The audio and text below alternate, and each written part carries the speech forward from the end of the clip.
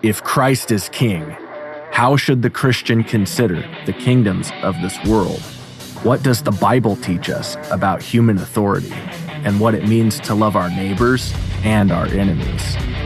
Before we render unto Caesar what is Caesar's, let's know what it means to render unto God what is God's. This is the Biblical Anarchy Podcast, the modern prophetic voice against war and empire. Hello, everyone, and welcome to another episode of the Biblical Anarchy Podcast, a project of the Libertarian Christian Institute, part of the Christians for Liberty Network. This week and every week on Biblical Anarchy, we seek to live counterculture to the empire of man and instead seek the kingdom of God by unpacking what the Bible teaches about government, authority, and human relationships. I am your host, Jacob Winograd. So, for today's episode, you're going to hear a interview that I did. This was recorded about a month ago, so it might be a little out of date when we talk a little bit at times about current events. However, most of the topics that we talked about in that episode were just kind of more in the, the genre of evergreen content. So that's why we sort of pushed it back a little bit so I could talk more about some of the current events that I've been talking about over the last month. But this conversation was with James Jenneman, who I used to talk to a lot on my old podcast, the Daniel 3 podcast, when he had his own podcast called Blackbird. And James and I had a Twitter interaction maybe a couple months ago that made me want to have a conversation with him where he felt like the non-aggression principle, sort of the gold standard or golden rule of libertarian philosophy, was actually not a good principle, or at least not helpful, or not something that libertarians should necessarily tie themselves to or anchor themselves to, so to speak. And so I thought that was interesting. I generally like the non-aggression principle, although I'm not married to it like I am. As always, my moral philosophy kind of stems from the scripture, but I find the non-aggression principle is basically do not murder, do not steal, right? Do not initiate aggression against non-violent actors is essentially what the non-aggression principle is. And so I was kind of curious where he was coming from. So we had a conversation. It was very free form, diving into different subtopics and tangents and whatnot. James and I are kind of old friends and buddies, so we tend to bring out some of the playfulness and humorous sides of one another. Well, I think it was an enjoyable conversation, and it'll be a nice break of pace from sort of the more depressing or more serious content I've been doing on foreign policy and theology and whatnot. That stuff's good, but this will be a nice break of pace to just kind of sit back and listen to two old friends, just kind of you'd almost, we were doing this virtually. We might as well have been sitting down together and enjoying a beer over a fire and just kind of talking about philosophy, talking about religion, and just having a conversation that was personally edifying for the both of us. And I think that you will also enjoy it. James is a very intelligent person and a very deep thinker. And so even where I disagree with him, I find that his contributions are really helpful. He helps to challenge my presuppositions and ways of thinking about things and to look at things in a different way. And I also highly encourage, even though he doesn't produce it anymore, that you go check out his old podcast, the Blackbird Podcast, which is still up there. He did a lot of great content interviews on there on politics, but also just on other topics in general. So that's all I have for an introduction for you guys today. So again, please enjoy this episode, and that's all. Hello, everyone. Welcome to the Biblical Anarchy Podcast. I am here with my good friend, James Jenneman. James, how you doing tonight? Hey, Jacob. It's good to see you again. Yeah, it's been a long time, man. So I know, man. James, you used to be one of the fellow libertarian podcast hosts, and then you retired early at the, you went to episode 100, right? If I remember correctly. Or did you, where did you cut it off at? 200, actually. Or the 200? I forget. You cut it off at an even spot. I did that rebrand. I went from the Agorist podcast to Blackbird. Right. Because, I'm sure we'll talk about my ideological evolution on this during this conversation. That seems to be like whenever I'm on your show, like we're just talking about what I've changed my mind about this time. Pretty much. But yeah, I hosted Blackbird. I don't remember if it was 100 episodes or 200 episodes, but it was, it was a lot. And I loved doing the interviews, but I wasn't making any money off of it. So I figured I needed to go do something that would make me a little bit more money. Although I am not really doing that. I work a salaried position at this point. So like I just kind of live off my salary, although I'd rather not be. No, it's all good. Yeah. But yeah, I mean, even though you're not doing it anymore, your podcast was definitely one of my favorites. You are a very good interviewer.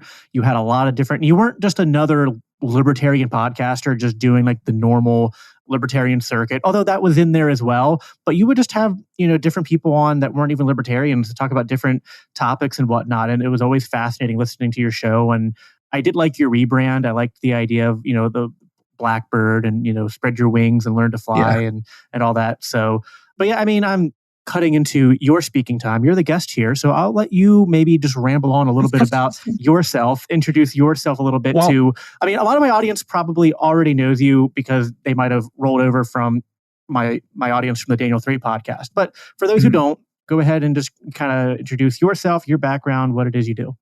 Oh, sure. So my name is James. I don't know, man. Like I'm just your average like libertarian dude. Like I discovered Ron Paul in 2008. Actually, it's kind of funny. I just realized today that like I was one of those 19-year-old leftists who was warning Republicans that they were going to be targeted if they passed this damn Patriot Act back in 2001 or 2 or whatever it was. And like, hey, look at that. I was right about that too. We're going to talk about all the things that I've been right about tonight, actually. What else about me? So I'm an LP member. I'm still an LP member. I am a lifetime member of the National Party. I'm active in my state affiliate. I live in Minnesota, although I think I'm actually a member of the PA party still. Probably. And and I don't know. I work in education tech, specifically like ed tech. I hosted a podcast that we talked about for either 100 or 200 episodes.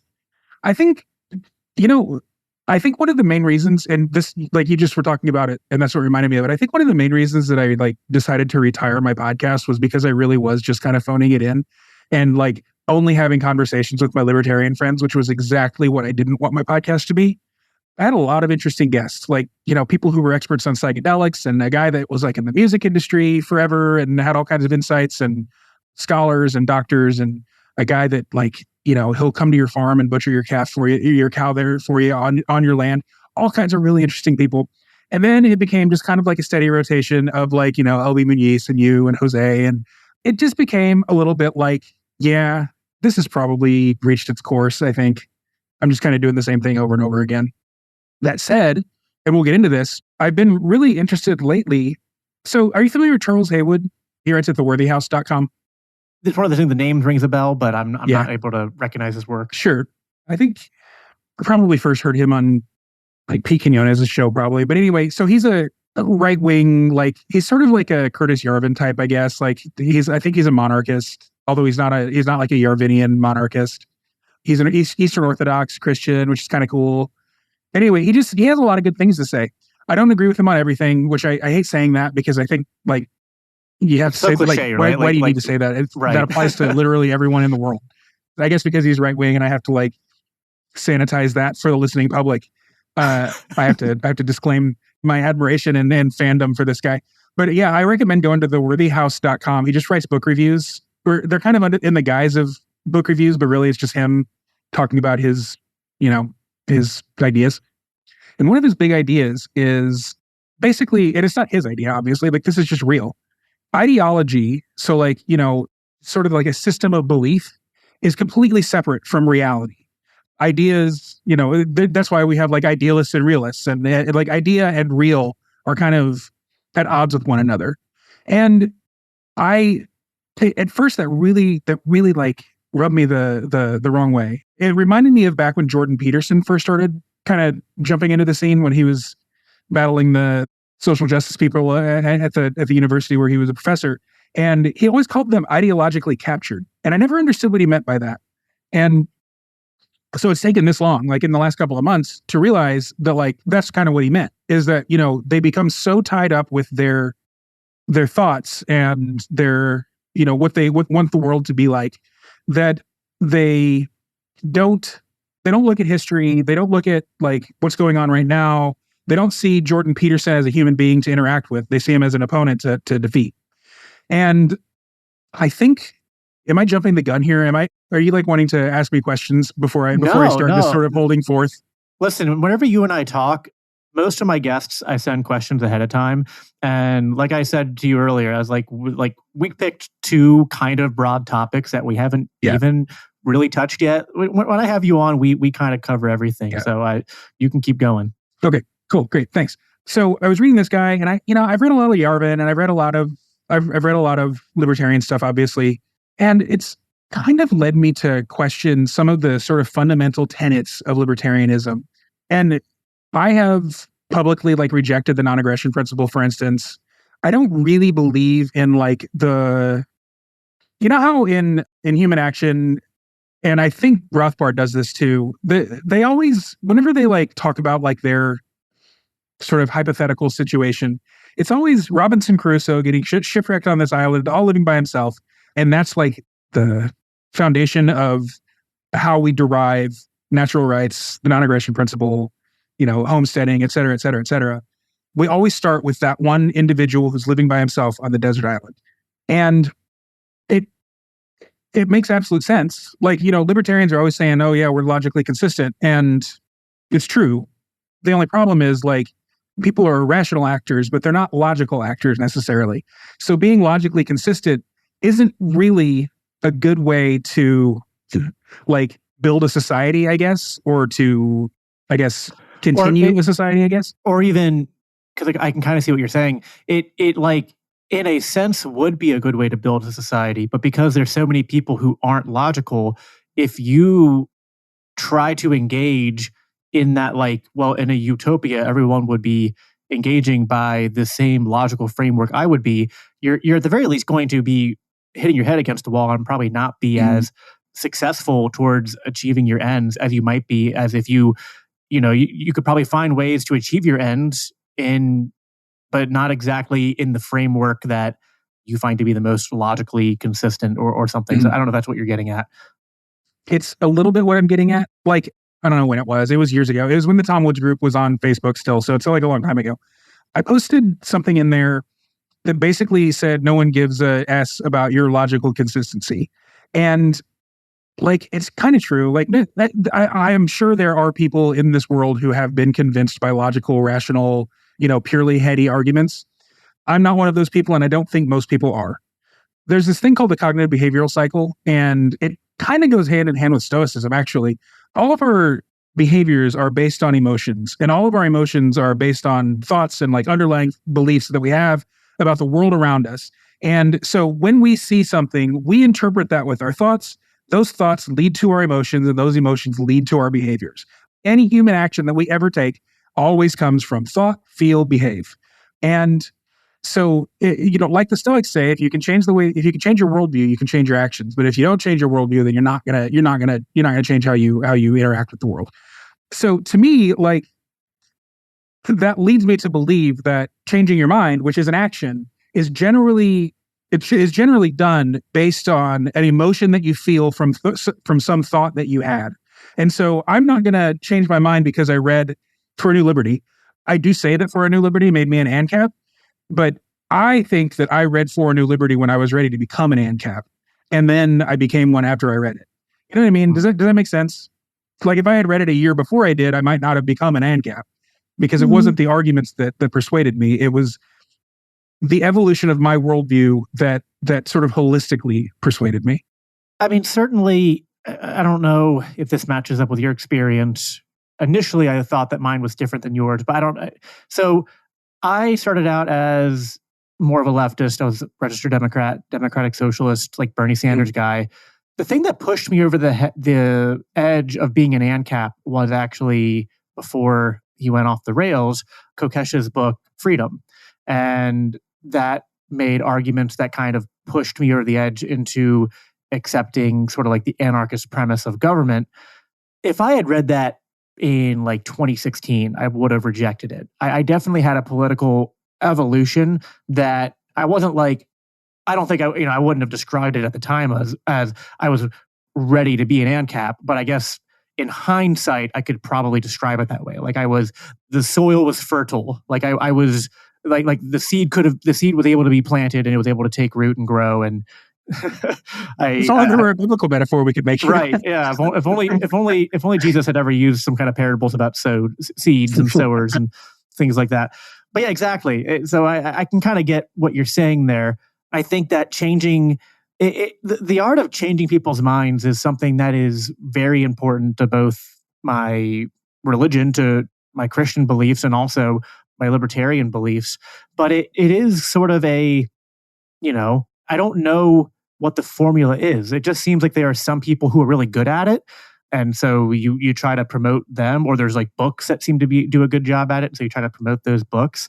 But yeah, there's kind of like right time, right place. There's factors to changing people's minds and hearts that are kind of beyond our control. But yeah, I think so. It's like there's two things here. Like one of the things that we wanted to talk about, which you sort of alluded to, was that you don't believe in the non-aggression principle. Now, most of the libertarian audience here is going to know what that is, but for the odd Christian who listens to my show and who's like, what the heck is this? The non-aggression principle is basically like a libertarian cliche or mantra. It's like a way of like summarizing libertarian ethics into like one neat principle.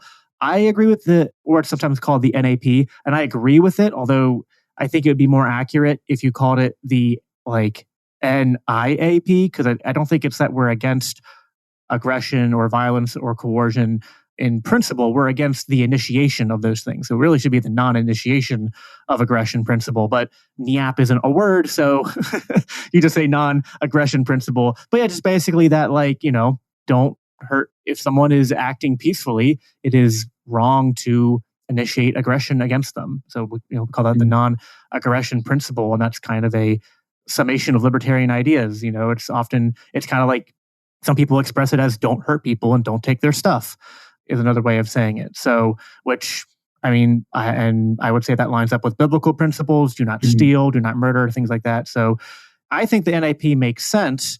I'm curious, I know you were kind of getting into it, but just to frame it for the audience, I'm curious why you're rejecting it and what you mean by rejecting it. If you're rejecting it like it's a bad principle or it's not a useful principle because it doesn't map on to, like, I can kind of guess where where you might be going. Like, it doesn't map on to how people think or operate might be something that is off about it.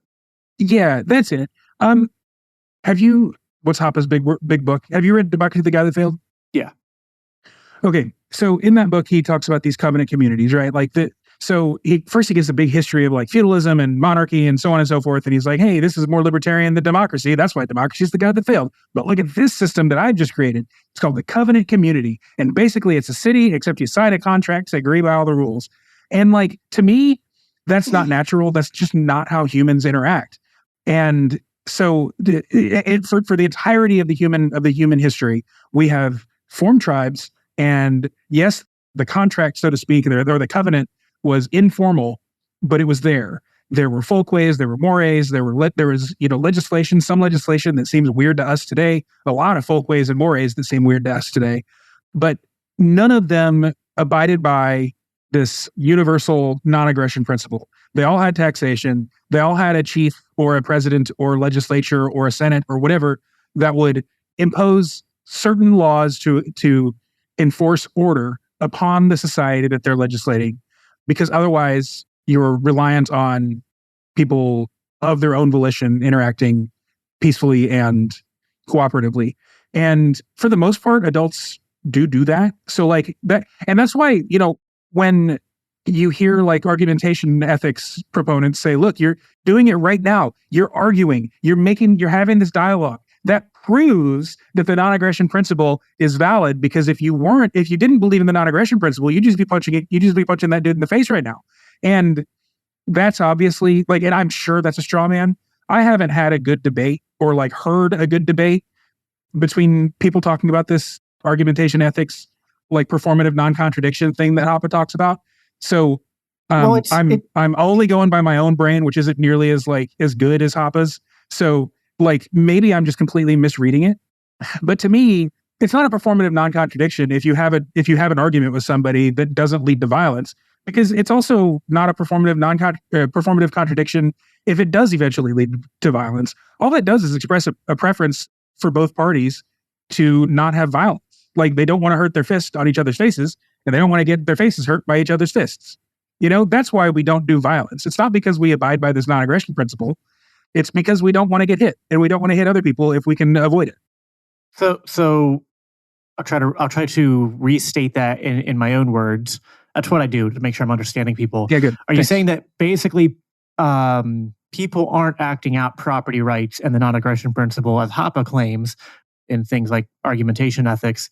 Rather, it's just more, maybe a strict biological, just like I don't want to get hurt. If I hurt others, there's a chance I will get hurt. And so it's just kind of like risk reward kind of analysis that people have evolved to kind of like have a little bit of self-preservation built in that makes them act out at least a basic ethic. Although, certainly if people think they can get away with something, they'll, I guess, try to get away with it. But if they don't think they can get away with it, that would certainly be a deterrent.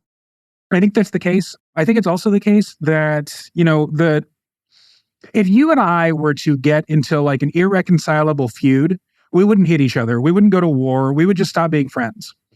But if I and, some stranger got into some irreconcilable feud, then we'd be much more likely to come to violence, especially if we were like rivaling over some scarce good or some scarce piece of land or some scarce measure of influence over a particular society. I'm not particularly power hungry or, aiming towards influence. So like that doesn't really appeal to me. But if I was power hungry and aiming towards influence, then maybe I would try to, steal someone else's influence and power that they have over other people. So it's more likely to come to blows the more removed we are from one another. So and again, I don't think that that's like an indication that, we're non-aggressive and so we don't come to blows. It's just that, we're non-aggressive because we're humans and it takes a lot to make us get aggressive with one another. And the more care and concern that we have for the other person, the less likely we are to engage in violence against them, I guess. Sure. So I guess there's a few different lines there. I'm going to try to filter out my autism and focus on the ones that are the most productive to the conversation here. So I think that there's definitely an element of, people, I think at base level, oftentimes don't do bad things because they're afraid of getting punished. Actually, that's like, I think I've heard like Jordan Peterson and others talk about that. Like that is like weak morality, or like I think it was Nietzsche or someone else that basically said like they're really, people aren't moral, they're just cowards. Is another way of putting it. Like like people would do more bad things than they actually do, but they're not brave enough to do it because they're too afraid of the consequences, which isn't really a morality. That's more of a just like a cowardice. But anyway, it's like, I don't know if I buy that as a generalization, but I'm sure there are some people who are like that. Yeah, sure. But I guess my counter to that, and I don't know if you've read Mere Christianity with by C.S. Lewis, but I tend to agree with that natural law argument. Just that, like, I think that we can observe multiple things to be true at the same time, and I think your observation is more or less correct in terms of like the micro level. If we look at like microtransactions between people and like what is playing out, most of the time when we don't engage in violence, we're not exactly engaging in moral philosophy. We're not thinking like, I can't do this because I'll be violating the property rights. Well, and that's the thing, Jacob. That's the big thing, is that I don't see. Let me phrase this really precisely. I don't see in the year 2023 a lot of value in moral philosophy, at least not for myself. I think that we are facing a very dire situation that is going to require people to touch grass, frankly. The fun little phrase that we've been using for the last few years because people are too online. It's real. Like we are going to have to start interacting with the real world again because we're going to have no other choice. You know what I mean? Like we're going to have to start building communities again. I read something earlier, like prior to the internet, we were born into communities and then we found our individuality. But after social media, we were born individuals and we had to find our community. I think we're going to be reverting to that former status of humanity or whatever. It doesn't mean I think that the internet's going to go away or social media, all the social networks are going to crumble or anything like that. I'm not like a, collapsitarian or whatever you say, but we're at a point right now where it's looking like the United States, at least it's looking to me like whether we're advocating for national divorce or we're advocating for individual state secession or we're advocating for, unionism over everything, the American empire is not long for the world. Maybe it'll be 10 years, maybe it'll be 100 years, but at some point in the next generation or three, we are probably going to have to be rebuilding. And you don't rebuild online and you don't rebuild with philosophy. Would you say, now I'm slightly playing devil's advocate here because I would argue against my own question here, but I think it's important to ask. I mean, I could argue against any question. I did speech and debate, so, and I'm a libertarian, so that goes without saying. Wouldn't you say, the American experiment was certainly founded on moral philosophy or moral philosophers? Yeah, it was. And that's the problem. Well, that's not the problem. There's no problem with building a community based on shared values. In fact, I would go so far as to say there's nothing wrong with building a community and also expecting other people who don't share your values to act as if they do share your values if they're going to continue living in your community. Well, that's kind of like the Hoppian and also kind of like the Praxian view. Don't change people's hearts and minds, just change the incentives so that they act out the values you want them to act. Yeah, I think that's about right. I didn't really think about the changing the incentives. I haven't talked to Andrew in a very long time, but me neither. Yeah, that makes sense too. Yeah. Sorry, Andrew being the Mises GOP guy who I think he's even. I don't think he does it anymore though. I think he kind of stepped out of that. He had a kid and that changes things. Yeah. Which I have 4 kids. I need to catch up with him, man. I was in Houston last year and I was going to look him up, but never got around to it. So yeah, I should probably reach back out. I like that guy. Yeah, he's a cool guy. But yeah, I think we were talking about. I think we were talking about this before we started recording. But I have completely dropped off the map. I haven't talked to a lot of my old friends from the podcasting days. I think this is the first time you and I have spoken to one another probably since the last Pennsylvania LP convention I came to. I don't think we've done each other's shows since then. No. We've texted and we interact a lot. That's kind of what I'm talking about. One of the shows I was supposed to do with you because I had family stuff come up, but is that were you and Jose or somebody supposed to be on Joint or something? Yeah. In any event. Yeah, that's kind of what I'm getting at. You and I have done nothing but text message for a year and a half, maybe a year or something like that.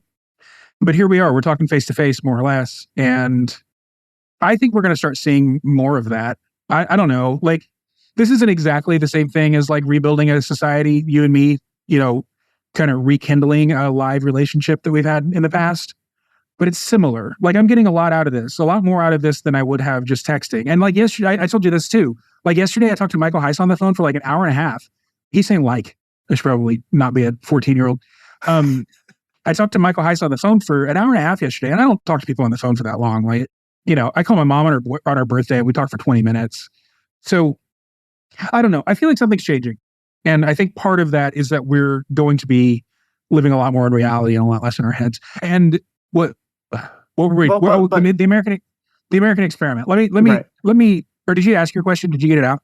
No, I did. I started to go on to a second question, but we should probably answer the first question first. So here's the issue with the American experiment as I see it. And this is, so I mentioned that I've been listening to or reading a lot of Charles Haywood. I've also been doing the same with Orrin McIntyre and, just a lot of the kind of dissident right figures, I guess, in addition to my normal sort of libertarian rotation of podcasts and that kind of thing. And like I keep saying, I still consider myself a libertarian. And if you're a libertarian who thinks that a libertarian who doesn't believe in the NAP isn't a real libertarian, well, that's on you. I'll see you at the LP convention next year, probably. Whatever, we can still coexist. In any case, the American experiment. So the way that we see the founding is that you had the Jeffersonians over here and they weren't real big on the federal government and they didn't want to see a whole lot of expansion and, they were more into, agrarian societies and states' rights and so on and so forth. And then you had the Hamiltonians who wanted a king and they wanted the federal government to run everything. That's not the case. Jefferson was just as much of an imperialist as Hamilton. Jefferson called it the Empire of Liberty. And, he did not the Gettysburg Address, the freaking, Louisiana Purchase and, just made the United States way bigger than it was supposed to be. And it continued to expand and expand and expand until it, took over the entire continent. And now we're thinking that Hamas is our enemy and not Israel's. for whatever reason. And that is the failure of the American experiment. I mean, if But wouldn't the failure be, so I could push back on that, wouldn't the failure be they didn't take the moral philosophy far enough? Because... No. Let me tell you why. Okay. Okay. So it's not that they didn't take the moral philosophy far enough. It's that they had a moral philosophy. Like nations, and really, I mean, just even a small community. Like you could probably start like a commune with, a couple hundred people maybe, that is based on some sort of ideology. It's tough to do that with thousands and thousands of people. I think I read recently that 50,000 people is about the maximum number of people that a government can govern effectively. Mm-hmm. And here I am in a city of 300,000. You're in a small town, but, Pittsburgh is pretty huge. Dallas, where I just was, is, millions of people inside the city limits. It's crazy. And that's really what it is. I mean, it's bigness. Bigness is the problem. And, anybody who's read C.S. Lewis and G.K. Chesterton already know this. Smallness is the solution. Bigness is the problem. And when the Hamiltonians ended up winning, like after the Civil War, and, largely before it even, when the United States stopped being a voluntary union of free and independent states and became a nation, that is when the American experiment started to fail, because they stopped doing the experiment. They had what you call on project management scope creep. When you start a project, you have a goal in mind, and then you come up with like a strategy and tactics to reach that goal. If you start saying, hey, this would be really cool if we put like an extra button right up here on the screen, or, if we added a bathroom to this house, I'd love to have a powder room right off my living room so that I don't have to go upstairs. When you do that, you enter into what's called scope creep. And it can, if you don't do it well, as by, say, waging war on your own people, you can completely ruin the project. At the very least, you make the project not turn out the way that you wanted it to at the beginning of the project. And to me, that's kind of what happened with the American experiment. Right. No, I would agree with all that. I think most people would, like most libertarians would, and I think most conservatives at this point would too.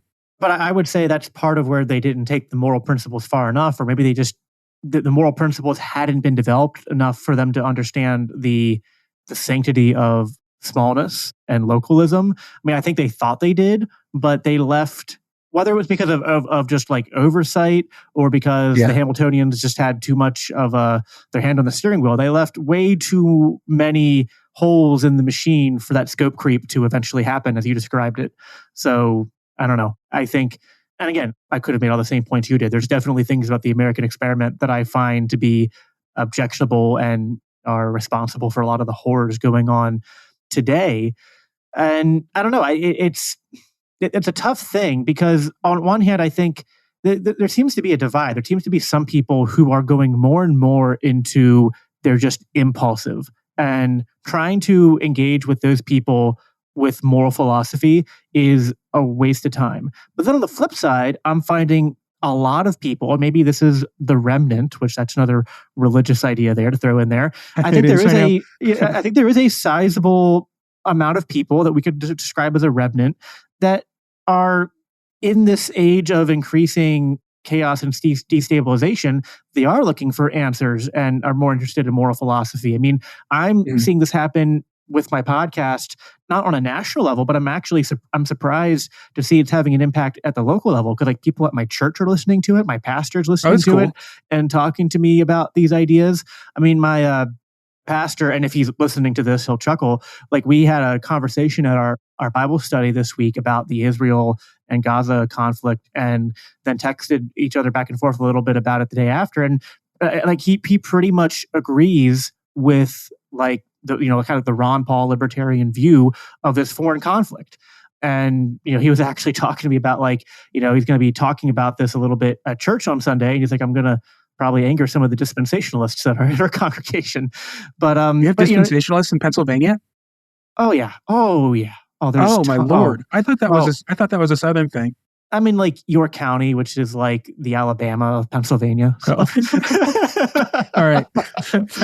So that's funny. I grew up in Dallas, and I grew up in Dallas around the corner from a church called Schofield Memorial Church. if you know anything about dispensationalism, Cyrus Scofield is the one who wrote like the original dispensationalist study Bible. And Dallas Theological Seminary is like the dispensationalist seminary. So everyone I knew growing up, including my Catholic dad, was a dispensationalist.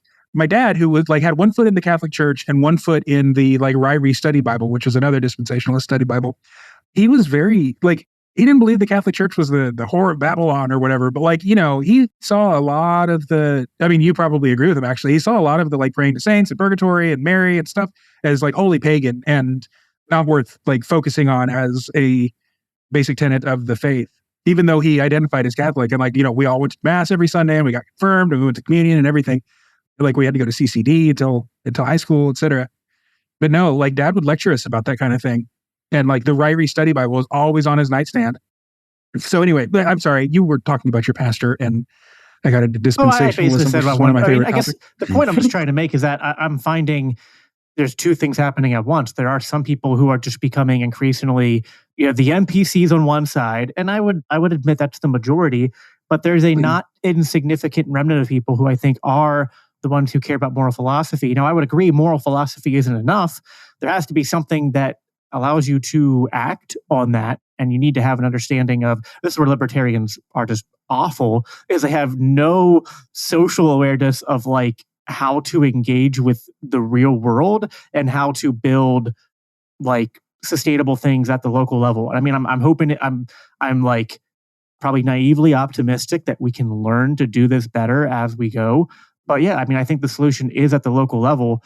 And it is, in some sense, you know, based on, you know, building our communities. But I think we need that moral philosophy. Although I do the Jesus smuggling. That's my thing. It's like, I mean, yes, I agree.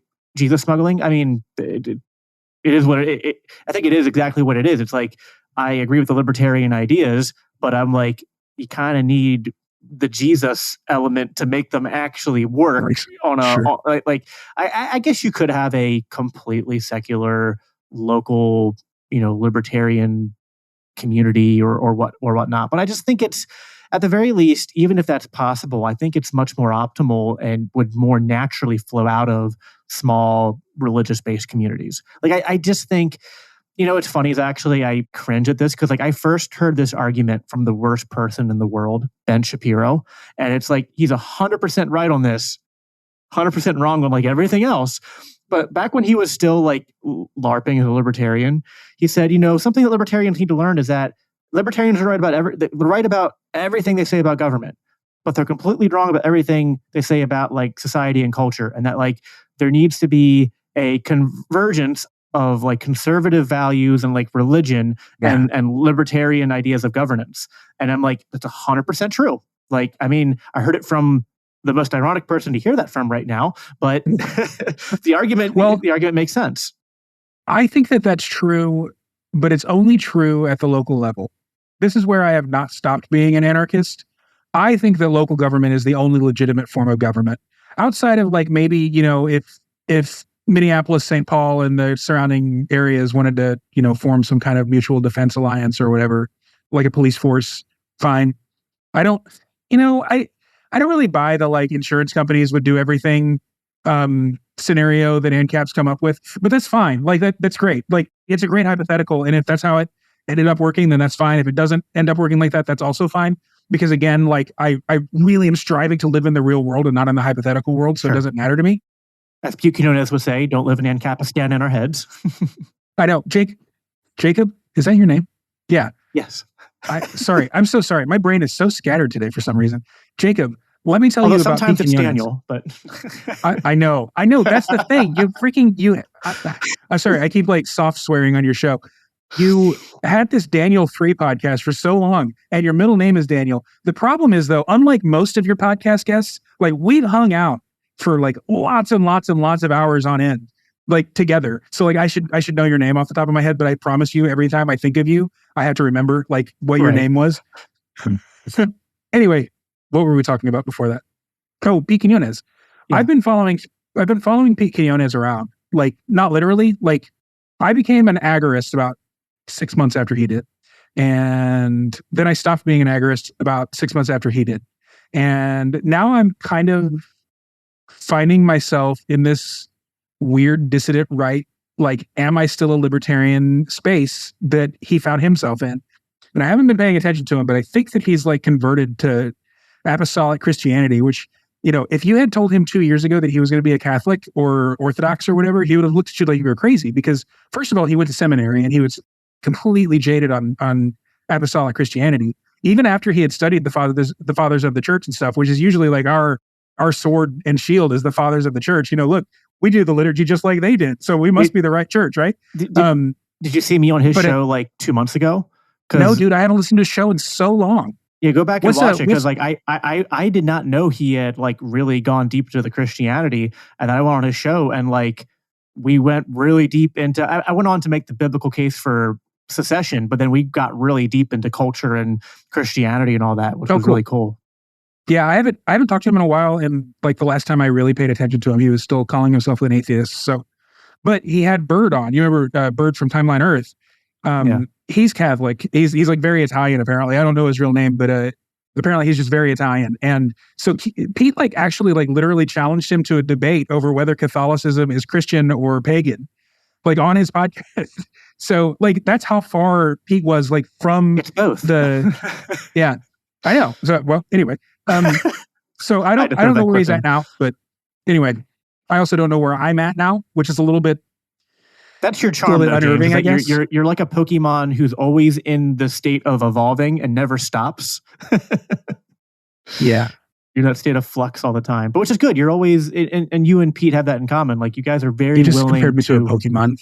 Yes, I did. All right. Well, I compared you to Pokemon evolution, but I'm a nerd. I don't know. But you and Pete, what I appreciate about people like you is that you're always willing to challenge your priors. Yeah. And there's not enough people who are willing to do that. And I think we need to be willing to do that in order to avoid the thing you talked about at the beginning, like ideological possession, which is definitely a danger. And there are many libertarians who do that. And those are the types who would hear you go, I'm at least a little skeptical on the NAP. And they'd go, you're not a real libertarian. It's like, okay. Like, let's talk about the NAP a little bit more. So here's what I think. I think the NAP is a great way for adult strangers to go about dealing with one another. I don't think it works with parents to kids or adults to kids. If you tell your 6-year-old to go to his room and you don't let him out of his room for 3 weeks because he's grounded, you are being a parent. But if you tell your 26-year-old kid to go to his room and you don't let him out of his room for 3 weeks because he's grounded, you are false imprisoning an adult. The non-aggression principle does not apply to parents and their children. And to me, that's a huge flaw in the non-aggression principle. The non-aggression principle also doesn't apply to like edge cases, which fine, like every universal law has edge cases. So like I can't knock somebody out of my hot air balloon if I decide that they no longer can trespass on my hot air balloon because it's my property. If you cut between my house and the next door neighbor's house and you happen to be on my side of the property line, I can't shoot you in the head, that kind of thing, even though you trespassed and violated my nap and so on and so forth. Like, I get that. I get that there's exceptions, but like there's exceptions. And to me, for a principle to be so foundational to like an entire like umbrella philosophy, that principle has to be pretty ironclad. And so that's the main reason that I've kind of stopped saying that I'm like a non-aggression principle libertarian. So what? That's not to say that I don't think it's a good idea. I think it's a great idea. And I think it's a great like general rule. I just don't see it as like a first principle, I guess. So what would you then like put up in its place? Like, and to be clear, it's not like I agree with the non-aggression principle, but it's not like when I'm on my podcast and I'm, because I do a mixture of interviews and then more like educational, informative ones. And when I've done like intro to libertarian stuff, I don't focus on the NAP. But I think the NAP is just a shorthand for describing more sophisticated. Like the way I like to define libertarianism, and I don't know if you would agree with this or not, is I think of it more of a question. It's just a simple question of when is violence justified? And libertarians answer that by saying it's only justified when it's in response to someone else who has initiated it. Kind of like a roundabout way of saying the NAP, but it puts it in more of a question form and in more of a, you start thinking about it more in a practical sense of, daily interactions. Like, is violence justified in this scenario? Is it violence justified in this scenario? Now, I agree with you.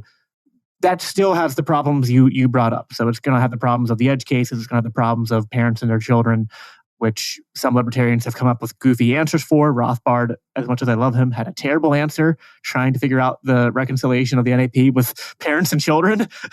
Well, and that's another irreconcilable difference that Rothbard. I think most Rothbardians are anti-abortion, but Rothbard was very pro-choice, and he used the violinist analogy to justify his pro-choiceness. I think it's the dumbest analogy, but I know. There's a book, and I want every single Christian listener of the Biblical Anarchy Podcast needs to go to Amazon.com and immediately search for this book. It's called Defending Life. It's by a guy named Francis Beckwith. He's a moral philosopher, so you'll love him. He might be an ethicist. Either way, he's a professor at Baylor. He wrote this book like 15 or 20 years ago, but it is phenomenal. And if you're pro-choice, it's gonna make you pro-life, and if you're pro-life, it's gonna help you argue against pro-choice people. It is the best book on abortion that I've ever read. I haven't read a ton of books on abortion, but it just tackles every single argument, including the violinist. That was a complete sidebar. But what would you, so if we don't have the NAP and if we don't define it by, just kind of like that general, when is it right to initiate force, when it isn't, like, how would you define libertarianism and engage in describing that with people? I don't know if I would define libertarianism, unfortunately. And it may just be because I would define it with an app, and I don't want to do that because I'm still calling myself a libertarian. But to me, what we replace it with, so here's the problem is individualism, I think. And it's not even individualism. The problem is like this weird sort of twisting of individualism where we start with Robinson Crusoe and from there derive these natural laws or so-called natural laws. To me, I think we start with a tribe. We start with a community of people. We start with a neighborhood. We start with a family. We start with the group of people as it exists in the world. Because people, while we are individuals, we don't exist in individuality. We always exist in a community, unless we're, the Unabomber. And, he did his fair share of violating the NAP. So maybe we don't want to become the Unabomber. I think that's where we start. We start with, how does this community want to be run? And if the community is being run according to the way that community, and I know there's going to be outliers, there's going to be one or two people, or maybe even a bunch of people. If it's 50,000 people, it's probably going to be in the thousands of people who don't like the way that it's run. But because it is a local community, and because those people have the right to flee and can go pick another community, to me, I think that's probably where libertarianism should be starting, or should be like the foundation point, I guess. But see, that's the thing, though. That gets it out of the ideological thing.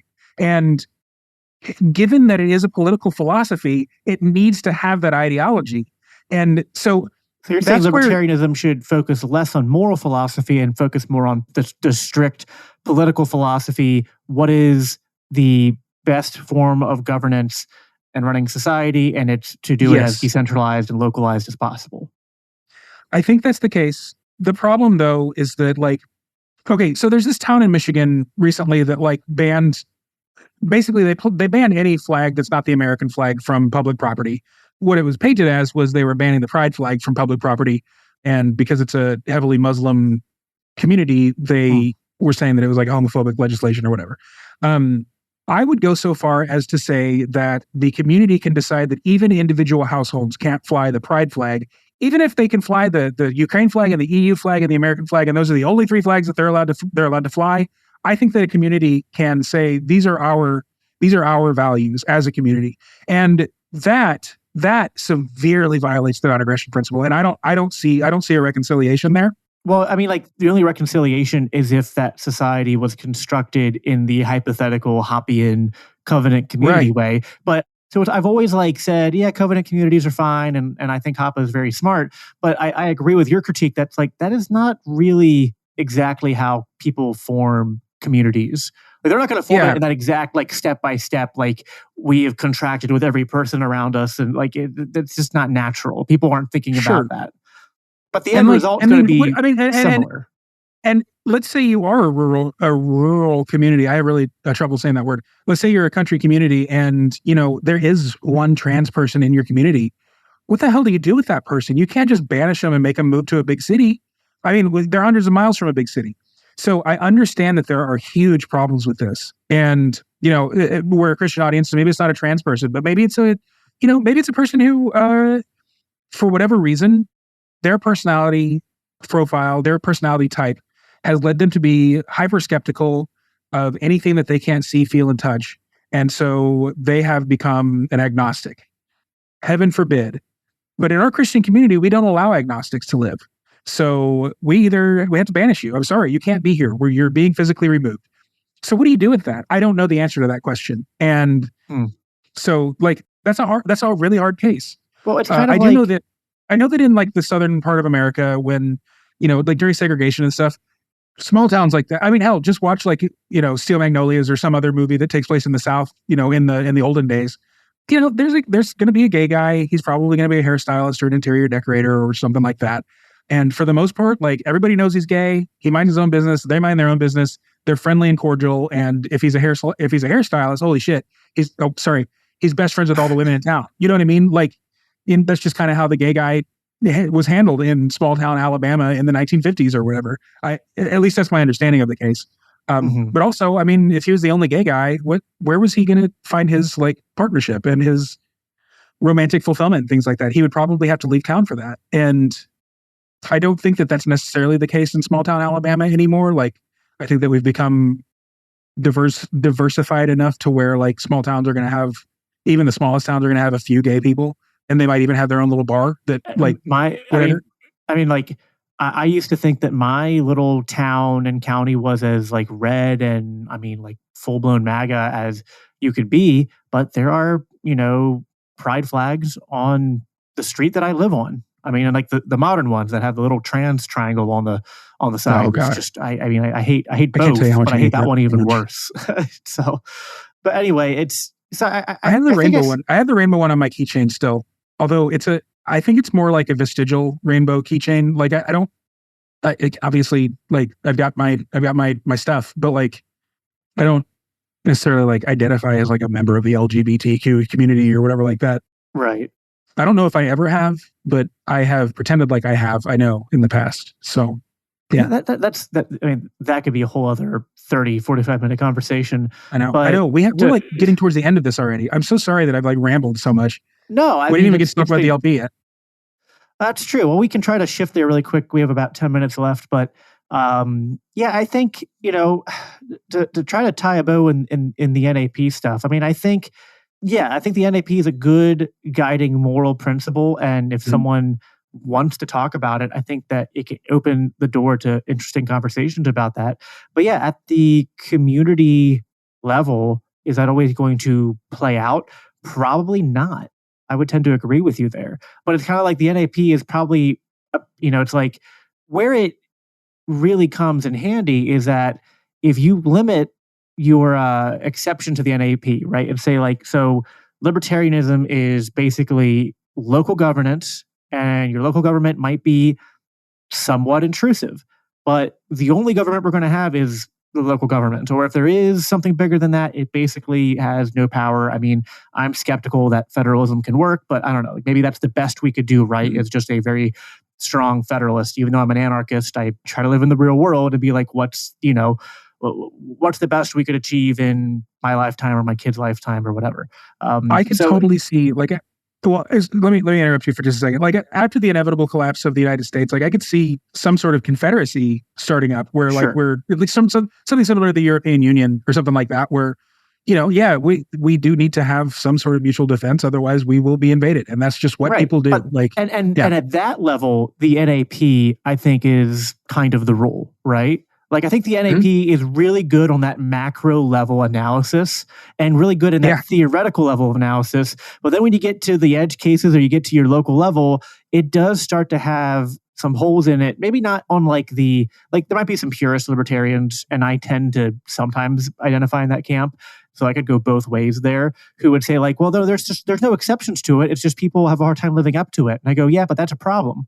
Like if people have a hard time living up to the principle, especially at the local level, then, if your principles don't work in practice, then you need to, modify them or consider they might be wrong or flawed in some fundamental way. So I think that is kind of the crux of it. The NAP is the broader out you get, the more that applies. Like the NAP should be what is at play between the Palestinian people and the Israeli people. It should be what's at play between Ukraine and Russia. It should be what's at play with American foreign policy. We should be staying home and minding our own business and not, trying to be this world empire. So on that level, I think it works very well. But I guess there's not going to be a good way to segue from all this philosophical waxing to talking about the LP. Was there anything there you think I didn't quite tie in a bow you want to comment on quick before we talk about the LP for the last little bit here? I want to say one thing, and I want to invite you not to respond to it if you don't have anything just super profound. I will do my best. I just, so when you tell a libertarian, like, look, man, look around you. This is the fruit of capitalism. This is the worst of all worlds right now. What we're looking at here with the COVID and the wars and the inflation and everything. This is what capitalism gives you. And a libertarian says, no, man, this isn't capitalism. This is something closer to fascism than capitalism.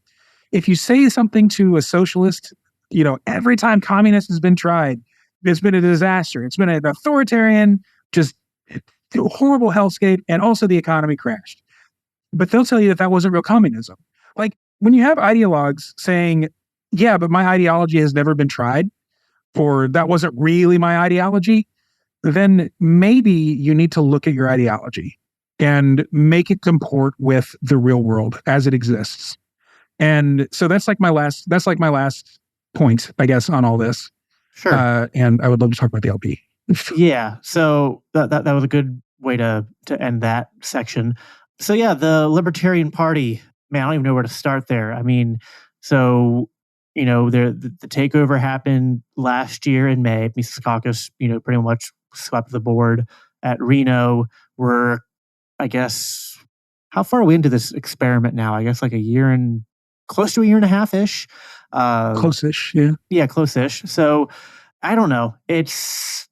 What are your thoughts on the state of the LP overall? And then I also do want to talk to you a little bit about the presidential race, because sure. that has been probably the hottest topic of the last month or so, especially since Dave Smith announced that he wasn't running, and now you have Rechtenwald announcing, you have Josh in the race, you have a lot of, it seems like infighting is the norm of the Libertarian Party, but it does seem to be at in some ways it feels almost worse than pre-takeover, but I don't know. It might be an overreaction. So what are your thoughts?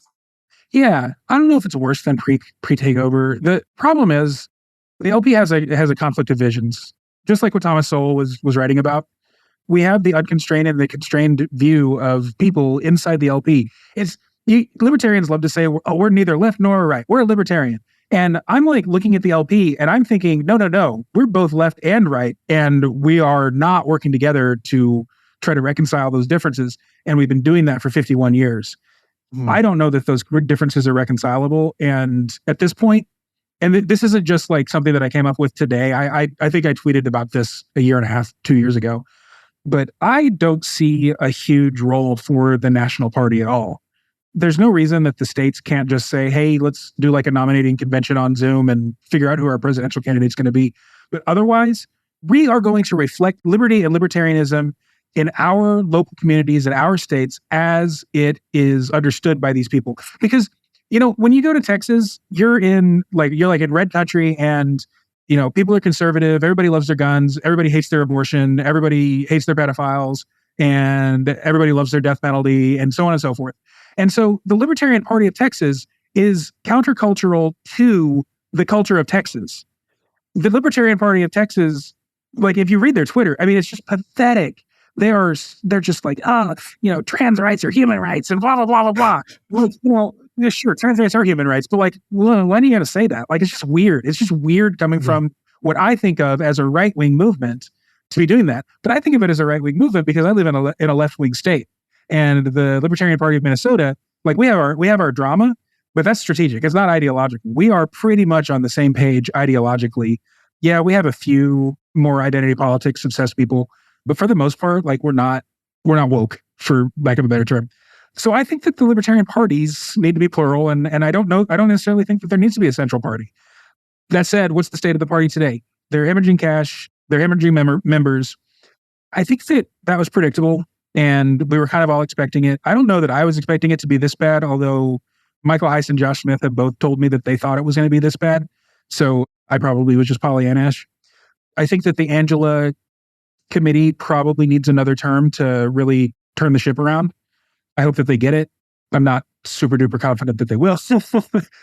I feel like the Mises Caucus is onto something. I think decentralization, as we've been talking about for the last hour, on and off, I think decentralization is the way to go. I think the decentralized revolution is the proper method of spreading liberty, but I don't think you decentralize by having this massive, it's not even massive, by having a centralized party. I think you decentralize by decentralizing the party too. A very high profile libertarian came to me and told me he wanted me to run for LP chair against Angela next year. And first of all, I support Angela. If she runs again, I'm going to be 100% whipping for her and voting for her. If I were running for LP chair, I would be running specifically to dissolve the party at this point. I think that's the best case. I think that that's not going to happen. So the next best case is to continue with the decentralization route. And I've often said that. I've often said like the takeover needed to happen because the Libertarian Party needed to be libertarian or cease to exist. And the second just is not possible. Like, even if you got it done, someone would just recreate it. So it just seems like so it's true.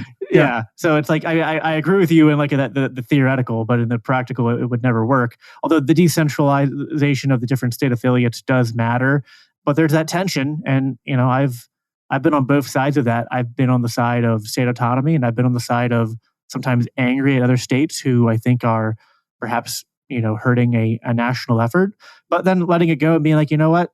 It's a decentralized movement, decentralized party. So you got to, take the good with the bad there. I think, I don't know if it seems like there were staffing issues, and then there was a data transfer screw up, and that caused a lot of the inertia, and definitely caused a lot of the money problems. Although it does look like that trend is, at least I think it started to reverse. I think last month they went back up into triple digits in terms of fundraising. So that's good to hear. That's good. After it was low, it was down in the double digits for the first time in a while. Wait, when you say double digits, do you mean like they were only bringing in like $50 a month, or did you mean like 10,000? Sorry, like double digits before the comma. Before the comma. Yeah. So 5 digits, that makes sense. They backed up up to 6 digits. So it made sense in my head. But yeah, for the audience, to be clear, I think it was last month, it was 70 something thousand. And this month, if I'm remembering correctly, what I saw, it was back up over 100,000. Whereas pre-takeover, I think it was consistently over probably 200,000 or something like that a month. Yeah, I think we all expect a drop off. There were definitely some big donors and members who were going to leave when we took the party in a more rightward direction. That was kind of predictable. You might even want to call it more a populist direction than rightward. Sure. I mean, true. I would hardly call Karen Ann Harlow's right wing. You know what I mean? Well, she's pro-life. I think she's open borders, but her husband's closed borders, and she's got her own little words. But little sidebar, I am very strongly open borders, but also I just hate the border debate. Anytime libertarians get into the border debate, I'm just like, shut up. Doesn't matter, because guess what? Yeah. The American policy of the border is going to be that. It's that's the status quo. Nothing is going to change. Advocating for completely closed borders, they're not going to do that. Advocating for completely open borders, they're not going to do that. Just shut up. This is what I'm talking about with ideology. This is what I'm talking about. That frustration that you're feeling is the frustration that I'm feeling with every libertarian argument, basically, at this point. I hate that I'm getting on Twitter and I'm seeing libertarians argue over whether, dead people in Hamas and in Palestine are the fault of Israel or Hamas. That's just comic bookery. You're just creating villains and heroes. And that's not the case. Both of those entities are responsible for the civilian deaths on both sides of that conflict. And that's where that is. Speaking of conflict, have you heard about this presidential race we've got going on? Yeah. Did you watch? Like that segue? Yeah, it was a good segue. It's like you used to be a podcaster or something. Did you watch the debate between Michael and Josh on Dan Smotz's show? I haven't brought myself to watch it yet. Although I will say this, I didn't know about it, and I talked to both of them the following day for a very long time, and only got to hear about it. So I'm pretty familiar with what happened. Okay. Yeah, I'm of the opinion that it was a big waste of time. This was my disagreement with Mike. I was like, why don't That's you how I guys feel just... about debate in general. I'm just kidding. Well, I just, I don't know. And like I put something out on Twitter the other day. I was like, we're on the cusp of, I mean, maybe I was being a little bit dramatic. Twitter does that. Like, you have limited space to talk. You kind of, I'm a podcaster, so whatever. I was like, we're on the cusp of World War III, and our leaders in the LP Mises coalition are arguing about petty drama, and it just doesn't make sense to me. Like, there's no reason why, and it's not even just in the LP. Like, we have feuds between some of our big figures. You know what I mean? It's like, why are Dave Smith and Scott Horton on the outs? Why are Michael Heiss and Josh Smith on the outs? Why are Tom Woods and Bob Murphy? Like, Tom Woods and Bob Murphy. It's so it's silly. Exactly what I was talking. This is what I was talking to Heiss about yesterday on the phone. Yeah, precisely. There's no reason for it. Like, I think, I don't want to gossip, but like, no, I'm not going to gossip. I think I am a person who has never burned bridges with a friend. Like, I've lost friends because we moved away, or we just like our interests diverged, or we went to different schools or whatever. I've never gotten in a fight that caused a friendship to dissolve. I certainly would never dissolve a friendship over a tweet, like, or like a perceived snub. And so I can't really relate to what's going on with a lot of these guys. And it's also, it's like they're arguing over such small potatoes. It's like, you know what? Listen, I love Josh. I love the way he's doing his campaign. And I think that he gets a bad rap. I think his problem has always been that he's passionate and he overcommits. Like he gets on different positions and stuff, but he can only do so much. He was running a chair campaign and whatnot. So like, of course he was going to miss some meetings elsewhere or whatnot. And not everyone's able to manage that kind of stuff. I've always said Josh is a better, if anything, I think a presidential campaign is a better fit for Josh than vice chair ever was. I was like, Josh is more of a campaigner and messenger than he is a desk job guy. And he would have been a better chair than vice chair too. Like, right, exactly. So, and that's nothing against Angela. I love Angela as chair too. Yeah. So, but you know what? Comparing Josh to Josh, not comparing Josh to anybody else. Right. So, yeah. And I also, Rechtenwald, listen, he's not the most exciting speaker in the world. Although, to be fair, if you go back and listen to Ron Paul, it's like, I won't say he was a bad speaker, but it's not like he was like super, like he wasn't Dave Smith. You know what I mean? He wasn't like super energetic or anything. And I think Michael Rechtenwald I like his story because it mirrors mine, coming from like, he's a Marxist to, Hoppian libertarian. I'm a Democratic socialist to Hoppian libertarian and anarchist. And so I think that's cool. I like his ideas. I like his books and stuff. But listen, I love both of these guys. Neither of them has a shot at 5%. Let's just be honest. Neither of them has a chance at 5%. That's not happening. I mean, I get it. Like, that's a cool campaign slogan. That's something to rally behind. I would love to be proven wrong by either of them, but it's just not happening. Dave Smith, that would have been on the table. But even with Dave Smith backing Rechtenwald, I just don't see 5% happening. Yeah. And you know what? It's like and if you listen to their messages, like, I don't know, like I watched them at a debate at the New Jersey Libertarian Party hosted. And I was like, they're saying the same things in different ways. They're both focusing on decentralization. They're both focused on local governance. They're both focused on they're both like in sync on the culture war and all that. I was like, so why does it matter? Like, why are we fighting over, I was like, and right now, like, odds are they could just be debating on who's the top and bottom of the ticket. You know what I mean? Yeah. So, and to me, that's the silly thing. It's like, there are some people who really like Josh, some people who really like Rechtenwald, and instead of feuding over it, why don't they work together? I don't know. It seems to me. I think, I think you and I like agreed yesterday, and I'm thrilled that we agreed on this, that we really like both of them. Like, yeah, I joined the Josh Smith campaign before Rechtenwald announced. And I'm still planning on supporting Josh at convention next year.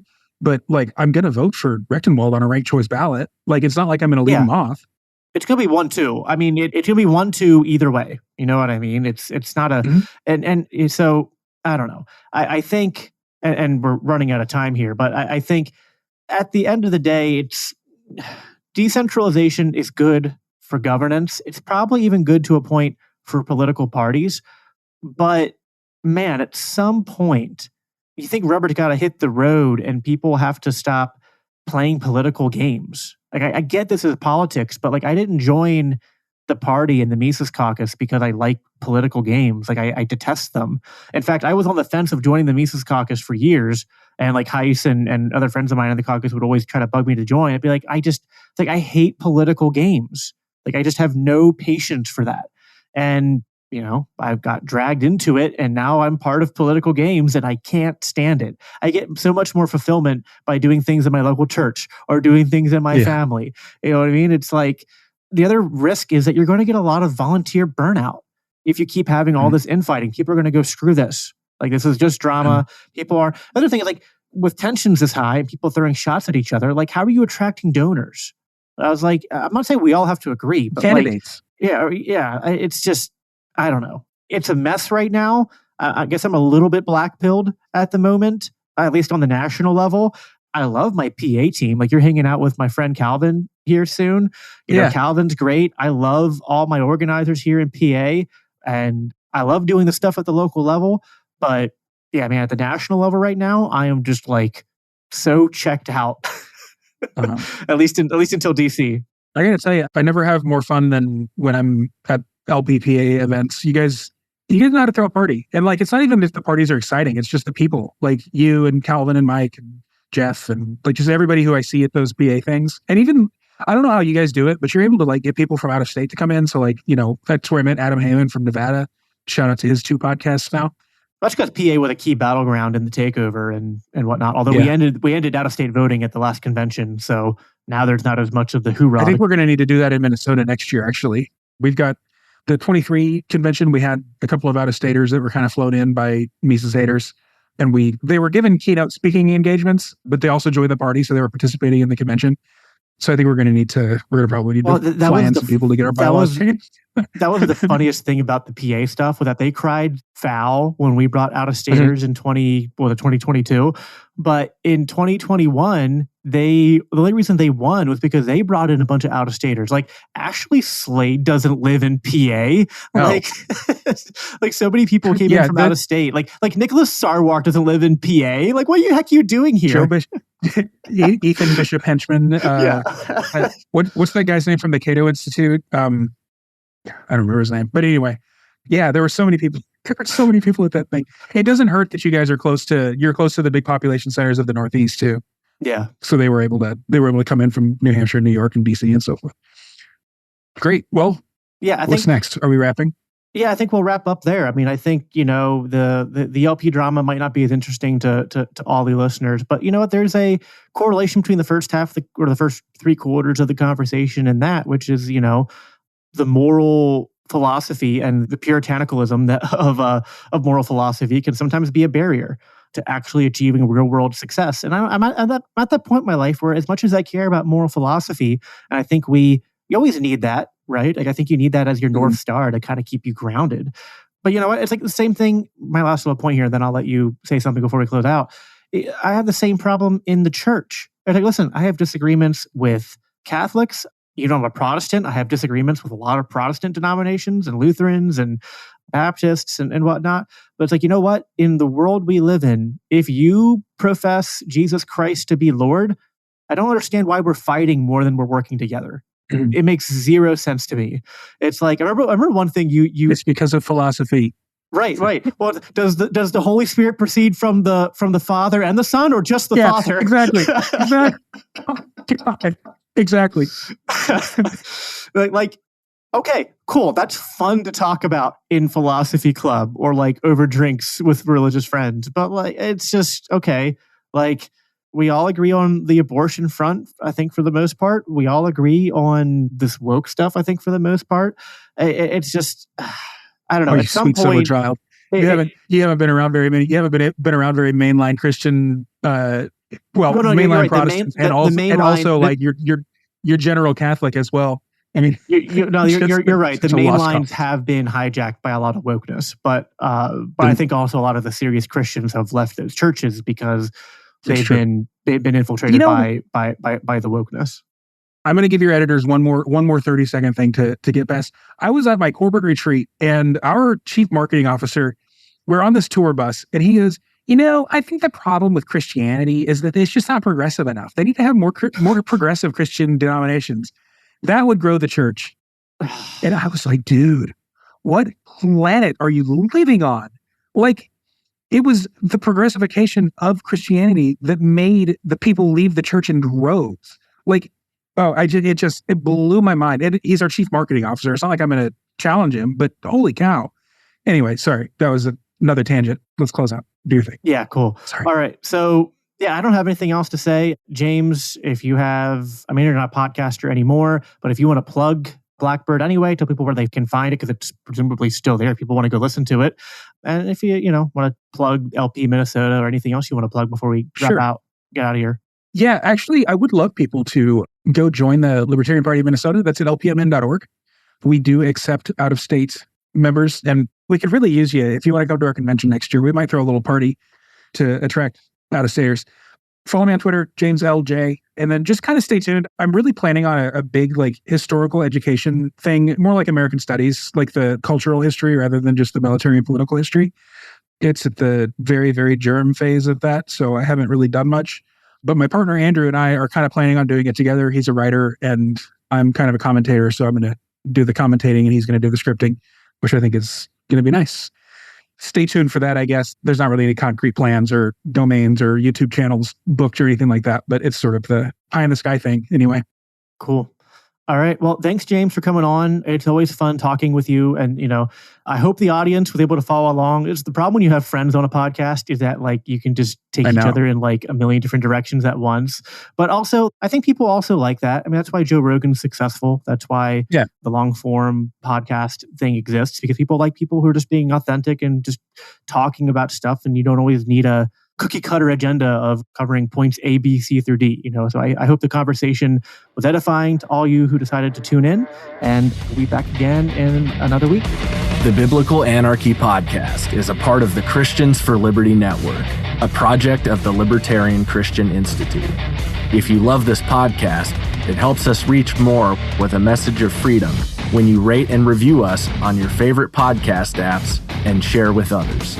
If you want to support the production of the Biblical Anarchy Podcast, please consider donating to the Libertarian Christian Institute at biblicalanarchypodcast.com, where you can also sign up to receive special announcements and resources related to biblical anarchy. Thanks for tuning in.